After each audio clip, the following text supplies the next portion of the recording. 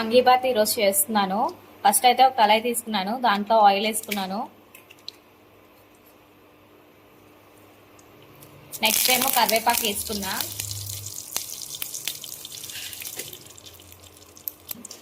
పచ్చిశనగపప్పు వేసుకున్నాను. కొంచెం వేగిన తర్వాత ఎండుమిర్చి వేసుకుంటున్నాను.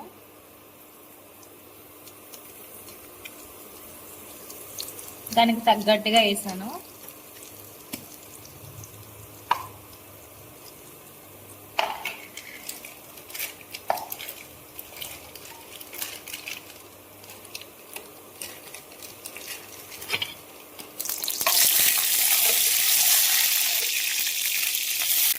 ఒక బిర్యానీ ఆకు కూడా వేసుకుంటున్నాను.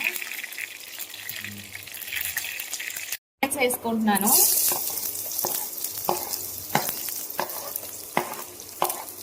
వాంగీబాత్కి అయితే ఫస్ట్ మనం చిన్న చిన్న ముక్కలు కోసుకోవాలి. ఆనియన్స్ అనేది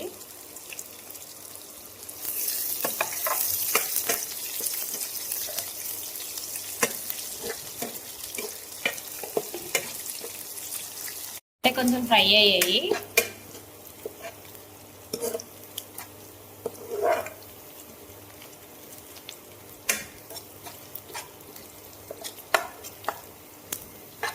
మరి ఎక్కువ అయితే డీప్ ఫ్రై అయితే చేయకూడదు. దీన్ని నేను కొంచెం పచ్చిబటాని అయితే తీసుకొని ఉడకబెట్టుకొని దీంట్లో వేసుకున్నాను వాంగీబాత్కి. సో మనమైతే దీంట్లో శనగపలుకులైనా వేసుకోవచ్చు, పచ్చిబటాని అనేది వేసుకోవచ్చు.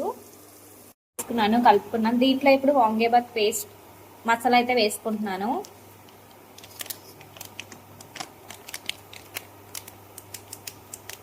దానికి తగినంత తీసుకొని మిక్స్ చేసుకోవాలి. దాంట్లో కొంచెం సాల్ట్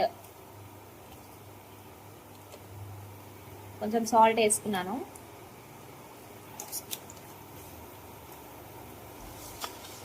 చేసుకున్న చింతపండు పేస్ట్ని, వాంగీబాత్ మసాలాని ఇప్పుడైతే దీంట్లోని ఫ్రై అవుతున్న దాంట్లో అయితే వేసుకుంటున్నాను.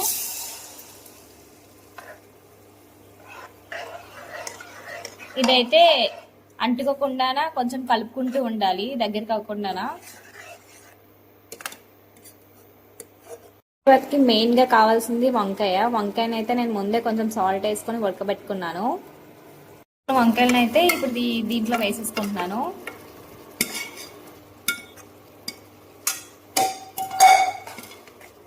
ఆల్ మిక్స్ చేసుకుంటున్నాను. ఆ మసాలా అనేది వంకాయకి పట్టేలాగా, బఠానీకి అన్నిటికి మొత్తం పట్టేలాగా మిక్స్ చేసుకోవాలి. తగినంత సాల్ట్ వేసుకోవాలి.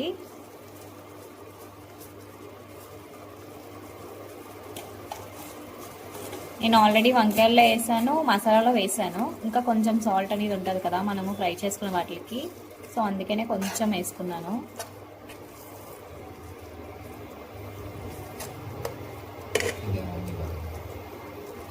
ఉడికేంత వరకు ఉంచుకున్నాను. వాంగీబాత్ అయితే రెడీ అయిపోయింది. మనం ముందుగానే వండుకున్న రైస్ని అయితే దీంట్లో మిక్స్ చేసుకోవాలి.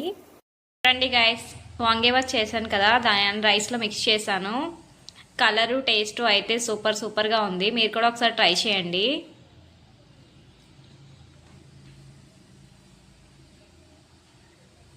తింటే మీకు కూడా నచ్చుతుంది. పక్కాగా ట్రై చేయండి.